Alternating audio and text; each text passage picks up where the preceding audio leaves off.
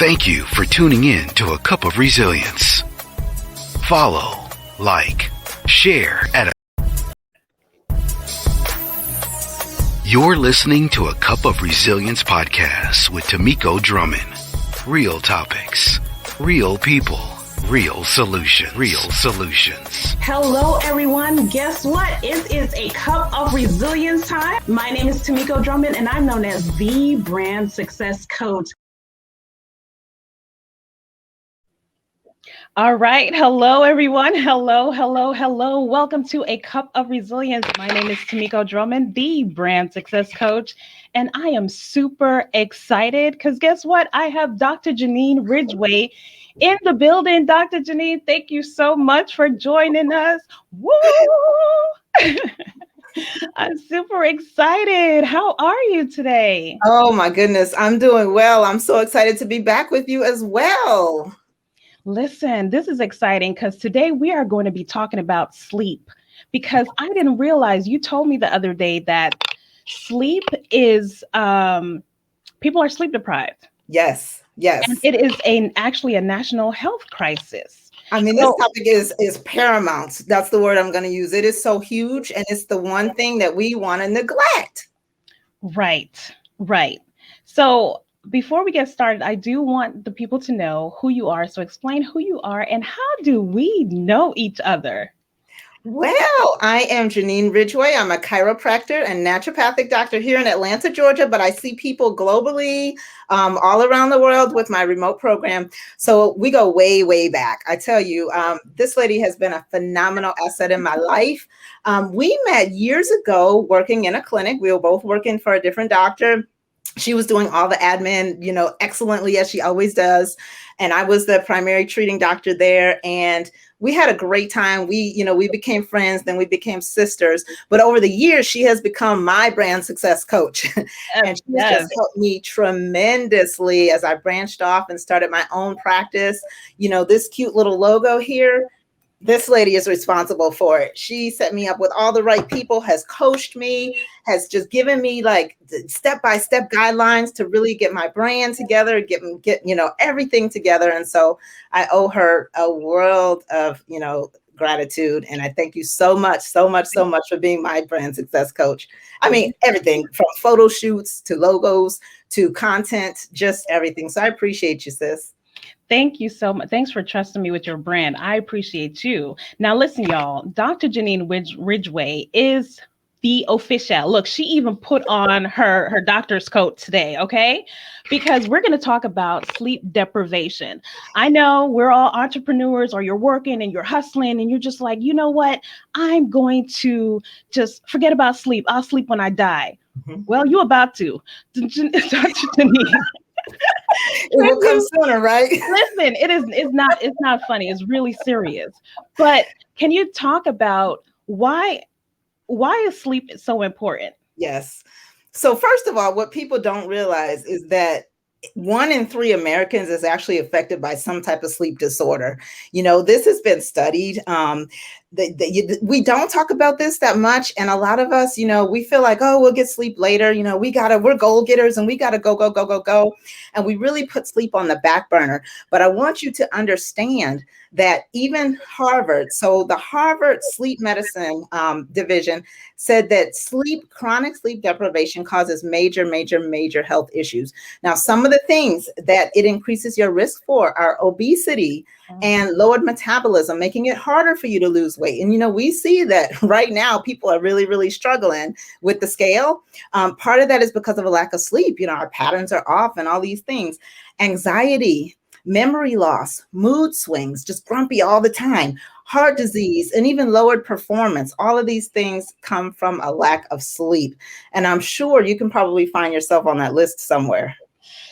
Listen, I know I can. I don't know if I get enough sleep, but what is enough sleep? Like, what is good enough?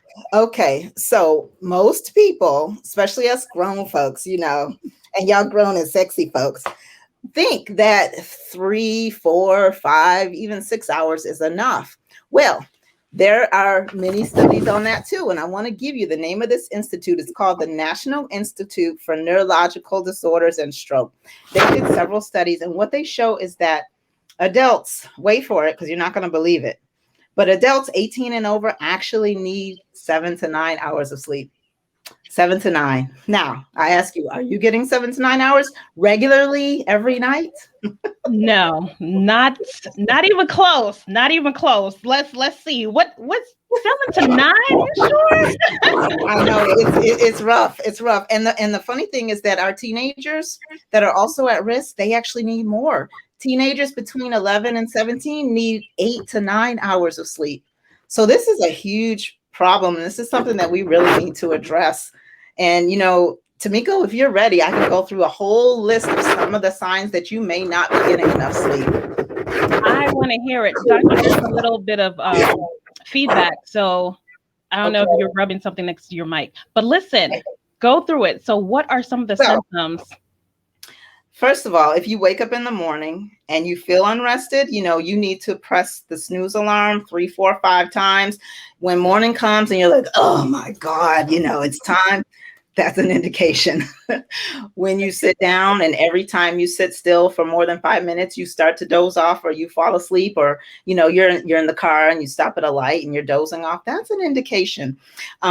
Even changes with your skin, seeing more wrinkles, more sagginess, more puffiness, that's an indication. Just drowsiness during the day. You might get up and have your coffee and you feel fine, but then in the middle of the day, 1, 2, 3 o'clock, you're getting drowsy again. That's a sign that you are chronically sleep deprived. Having a harder time making decisions or making poor decisions. We want to blame this on so many other things, but a lot of times it's just that we're not getting enough sleep. Having poor relationships, feeling like people are always on our nerves, being irritable and cranky, mood swings, low motivation, all of these things. Weight gain is a huge, huge one. Having a hard time losing weight or all of a sudden gaining a lot of weight. This happens when our sleep cycles are messed up and deprived. So all of these things, and then it leads into chronic illnesses. It leads more into things like high blood pressure, heart disease, inflammation. Wow. Yeah. Wow. Okay. Yeah. So if people are having trouble losing weight, if they're having increased inflammation, it could possibly be due to lack of sleep or sleep deprivation? Absolutely. At night, that's when our bodies heal. That's when our bodies repair. That's when our tissues are broken down, new healthy tissues are created. That is when our body, packages and utilizes glucose. So a lot of times when people are having trouble with their blood sugar, it's because they're not sleeping enough. But nobody ever relates that. Nobody ever relates it. Nobody ever looks at the fact that they're having these acne breakouts or these skin rashes that won't heal and thinks about the fact that the skin is actually repaired and regenerated while we sleep. Ooh, so because my beauty, that's what they call it, beauty rest, right? It's funny because vanity is one of those things that will cause us to really finally make those decisions that we need to make.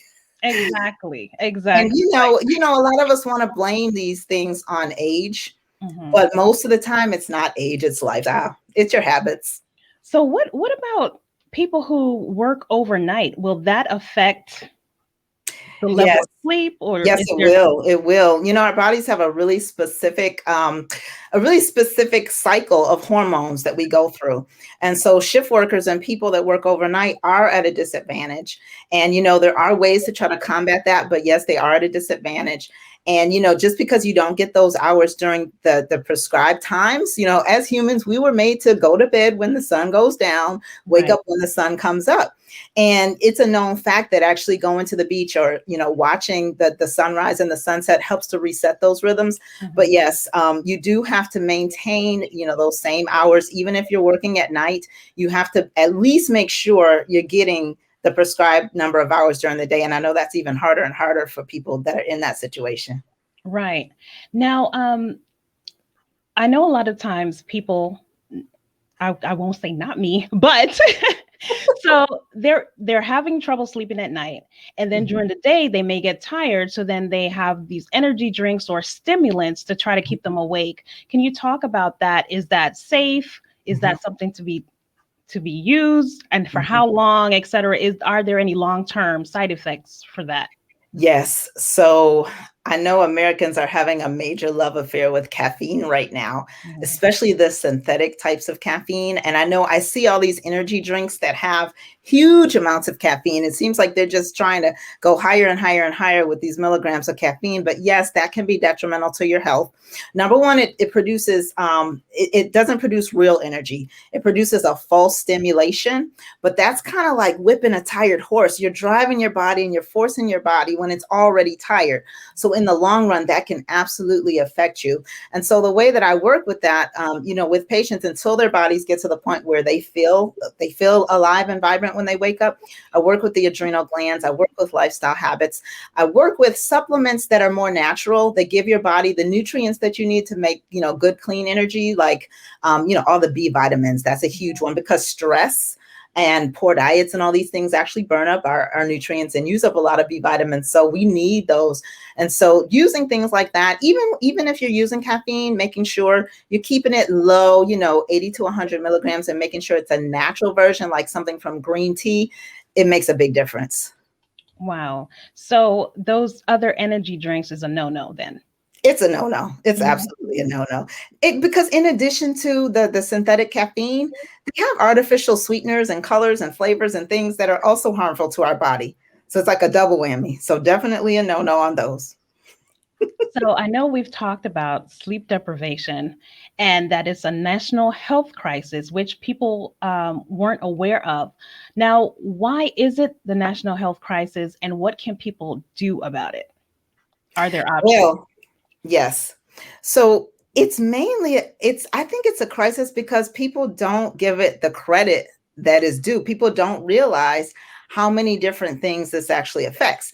And so we went over some of those, but I want to give you the good news is because there are several things that you can do. First of all, there's three main reasons why it's a crisis. Okay. Number one is that people are taking a lot of external things that affect our sleep. This can be medications, over the counter, and, things that may be prescribed by your doctor. You may even be taking a sleep aid, but these don't actually help your body to naturally get into the healthy rhythm. It kind of forces your body. And so that's one thing. You talked about the caffeine. Caffeine is a huge one. And then also a lot of times people are taking these things into the evening, like because of that afternoon lull or that evening lull, and they're still trying to work up late. They're taking these things that cause their body to be more stimulated and not to calm down. So that's a big factor. Nutrition is a big factor. Overeating with the sweets, that's a whole separate topic. We're going to have to talk about that one day, the sugar. Right. But sugar is also a stimulant. Okay, so sugar is going to make your body work. Sugar is going to keep you awake. Sugar is also going to use up those B vitamins that I talked about that you need for natural energy. So it's almost like an anti-nutrient that's going to take you in the opposite direction. And then, of course, we have to talk about lifestyle. Lifestyle is huge. Now, right now, we have so many things working against us in terms of our ability to get good quality sleep. And I'm going to show you one of the number one things, this little thing right here. I mean, this. Somehow I pulled us up in the bed, people texting, reading, scrolling. When you are trying to get into a good sleep, your body needs the dark. Your mind needs to relax. It needs to come down from all this stimulation. These cell phones, the Wi-Fi, the computers, they give off signals that are very scattering to our nervous system's energy. Okay. It puts us in a stress mode and it causes us to not be able to go into that healing, restorative, relaxing mode. And so getting on these, getting off of these devices early, way before you go into bed, makes a huge difference. In terms of the lifestyle, just not having regular hours, being all over the place, going to bed at 10 one day and then 3 the next day and 2 the next day. You've got to have a schedule. And so those are some of the reasons why we're so off balance. So what is a good time? So 30 minutes before, go ahead and turn off the TV and put away the phone, et cetera. And you also say, and this is going to make some people mad, turn off the router. Yes. Like what? So the router. Honestly, it should be a little bit more than that. It should be about an hour before you go to bed. You should have all your devices turned off. Your cell phone should not be on your nightstand. It certainly should not be in your bed or under your pillow. It needs to be on airplane mode if at all possible. I know for some people that's the only phone. However, the further away from you it is, the better. So if you keep it on, and if it's not in airplane mode, keep it across the room. Don't keep it right on your nightstand, right next to your head. Your Wi-Fi router, if at all possible, should be turned off at night. That gives off a lot of EMF radiation that is harmful to your body, that causes a stress response in your body. So if you can turn that off, you at least have those hours while you're sleeping where your body can actually repair and recuperate and regenerate without all that excess stress. Right. But yes, all of the screens, TVs should absolutely not be on in the bedroom. You certainly shouldn't be sleeping with a TV on. Again, the hormone in your body that gets you into a deep sleep is called melatonin. Melatonin is stimulated by darkness and is turned off by light.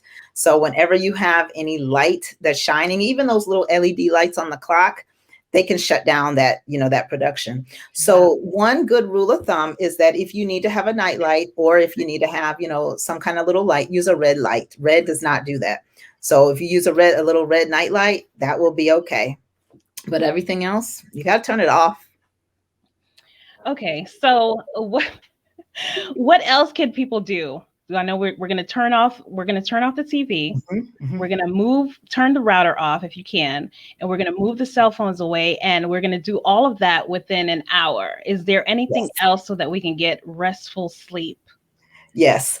So basically, you got to get MAD. MAD stands for make a decision. Mm-hmm. When you look at all the things I talked about and all of the ill health effects that can be caused by this lack of sleep, you just got to get mad about it and make a decision. Mm-hmm. So setting a routine, making sure you set your environment, having a quiet, peaceful environment that's going to actually get your body in the mood for sleep is beneficial. So you want to have darkness. You want your room to be dark. Again, looking for these little sources of light. Like when I stay at a hotel, I usually have to either turn the clock down or I have to put a towel over it because those little bitty LED lights produce a lot of light.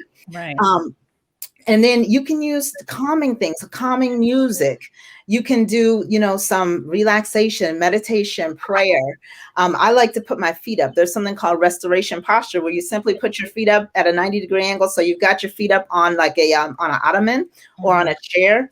And that literally turns off your stress nervous system called the sympathetic and turns on your parasympathetic, which is your rest, your recuperation, your relaxation. It's like a switch. It really, really works. I love restoration posture. Yes. I love restoration posture. So like literally, you're going to be looking like this. Exactly. That's it. And it's wonderful to do in the evening because it literally, a lot of times people get in that position and go straight to sleep. Right. It literally flips the switch and puts you in that mode. And so, setting a standard bedtime and then sticking to it. I've noticed with myself, because I'm preaching to myself today. But I've noticed with myself, I'll be doing stuff that's not really necessary at 11 p.m. Someone said don't know about the red light. Yeah. So that is something you just got to make a decision, set your environment. You can have calming teas. A lot of people like to drink chamomile tea. Of course, you want to make sure you're not drinking it with sugar, especially not right before you go to bed. And then, some people that have unstable blood sugar need to have a nice little snack before bed. And it should be protein and fat based. That's going to kind of keep you stable, because a lot of times when people when their blood sugar drops in the middle of the night, their body will shoot out adrenaline to bring that blood sugar up, and it wakes them up. So if you wake up, if you kind of startle yourself out of sleep at night, it could be because of that. And so just making sure you're setting that environment is going to be really beneficial. So doctor, I know that people are asking, what about the wine? A glass of wine before bed. No bueno. It's no bueno. No bueno. I know you feel like it gives you that nice relaxation. However, you're just giving your body more work. That alcohol turns right into sugar in your system, and it's affecting your liver, and your liver's got to do all of this to try to work with it at night. Right. And guess what the liver hour is? As the energy passes through your liver, that's between like 1 and 3 o'clock. And that's the common time that people wake up. Right. So you don't want to do that. Yeah, you don't want to do that. Like I was saying, a nice tea, not a caffeine containing tea, but a nice chamomile or other herbal tea would be really nice just to relax you. Have a nice bath. I love my Epsom salt baths, my Dead Sea mineral salt baths. That's a wonderful night, routine. And just calm it down. Right. So, everyone, we've been listening to Dr. JeNeen Ridgeway. She's an awesome, I don't want to call you a physician. She's an awesome doctor. You can call me that in Florida, but not in Georgia. Right. Alternative health doctor. Let me tell you something. If you go and see Dr. JeNeen, whatever ails you, you will. She got you. That's all I've got to say. She has got you. So today we are talking about sleep deprivation. And did you know that this is a national health crisis? I don't know about you. She just said that you have to have, as an adult, was it 7 to how many hours? 7 to 9. 7 to 9 hours of sleep. Listen, I don't know about you, but yeah. Oh, I don't have that. You know what? I cannot let this podcast come to an end without mentioning what's at the forefront of everybody's mind, which is this big CV virus, right? So sleep is so important for your immune function. I remember back in the day, I take so much stuff, I feel like I'm bulletproof now, but I remember back in the day, I would always catch a cold when I had been traveling, when I wasn't getting enough sleep, when I was feeling overwhelmed, when I just, had too much going on, because your immunity actually depends on your sleep and on that rest time and on that recuperation. So it is hugely important right now to keep your immune function up by getting enough sleep. Wow. Okay, y'all, listen. Yes. You better get some sleep going. Okay. All right. So, Dr. JeNeen, I know Mo asked, what is your website? So if people want to get in touch with you, first of all, let them know what kind of doctor you are, what do you do in your practice, and then how they get in touch. And please also remember to talk about your new podcast, Thriving Thursday. This is my Oprah voice. Thriving right. Sing it now. You get good health. You get good health. Right. All of that. I'm going to tell them. So I am a chiropractor and naturopathic doctor. I have a clinical nutrition practice. So basically, I am going to help you with any health challenge you have, but from a naturopathic perspective. So I don't do drugs. I don't do surgery. I do everything else. So we're going to talk about your lifestyle. We're going to talk about supplements. We're going to optimize your health and vitality by, the changes that you can make. I'm going to help you find out the things that you're doing that are most detracting from your health so that we can come up with a plan to fix it. So I use whole food supplementation. I use homeopathy. I use herbs, all the good stuff, all the stuff that God gave us to heal our bodies. And I believe that the body was designed to heal and that it can heal when we remove enough of the interference and just give it the right tools, which is good nutrition. So that's what I do. I'm here in Atlanta, Georgia. My website is drjaneenridgeway.com. And right on the bottom of the website, there's a contact form. If you fill that out, I'll email you. Make sure you tell me whether you're local or whether you need information on my remote programs. I can do all sorts of lab testing. Basically, anything you need, we'll do it to get you better and to optimize your wellness. Let me tell you something. I've worked with Dr. JeNeen when I was also an executive director of a healthcare clinic years ago. Yes. And she is amazing. So if you have any type of health issues that other traditional routes have not been able to figure out, trust me, she will find out what's going on and get you back on track. Okay. Listen, is there anything else that you want to tell them about sleep deprivation, doctor? Did we cover everything? Well, I know you're going to be on my case if I don't mention the upcoming podcast that you asked me to mention. Yes. So as of right now, I am doing Thriving Thursday on my Instagram page, which is at Dr. JeNeen Ridgeway. And I'm also doing Thriving Thursday on my personal Facebook page. It's Thursday mornings at 9 a.m. Eastern Standard Time. I just jump on there and talk about a different topic. So it'll be things just like this. However, in the near future, the Thriving Thursday podcast will be coming. So look for that soon. Yes, indeed. Listen, Mo has a question, Dr. J. Mm-hmm. How does exercising late affect sleep? Well, isn't that something, Mo? Because I am guilty of that one. So for me, it wakes me up. Yeah, when I exercise, and I love to exercise in the evening. It seems like I get a burst of energy. but working out in the evening and getting your heart rate up close to bed, it kind of puts your body back in that stress mode. So not all stress is bad. This is actually called eustress. It's good stress, but it can affect your sleep negatively. Yeah, it can wake you up. Yeah, I know that energizes me. So there's no way I can exercise at night. Forget about it. I'll be up forever. Forever. All right. Doctor, look who said hi. Hey, Kabi, how are you? Thanks for joining us. So listen, if you all wrote anything or had any questions on Facebook, I was not able to see it. Hopefully you are. But if you do have any questions for Dr. Janine, please feel free to reach out to her or just write in the comments. We'll certainly go back and check it out. But that is it for now. So thank you so much for joining us for a Cup of Resilience podcast. I am so excited for you to. It was so great being here. It's so great being here with you, Tomiko. I love your podcast. I absolutely love it. And I appreciate everything that you have done for me and for Better Health Solutions. That is the name of my practice, Better Health Solutions. Yes. And you see that bomb logo? Listen, all your branding needs, the Brand Success Coach. All right. My name is Tomiko Drummond. Thank you for listening to a Cup of Resilience podcast. Again, find us. We'll be here every Tuesday live, and the podcast actually drops on Fridays. Thank you so much. And we'll see you soon. Bye. Thank you, Dr. Ridgeway. Thanks for being. Thank you for tuning in to A Cup of Resilience. Follow, like, share at A Cup of Resilience. At A Cup of Resilience. My name is Tomiko Drummond, and I'm known as the Brand Success Coach. Once you choose us, they will never stop talking about you.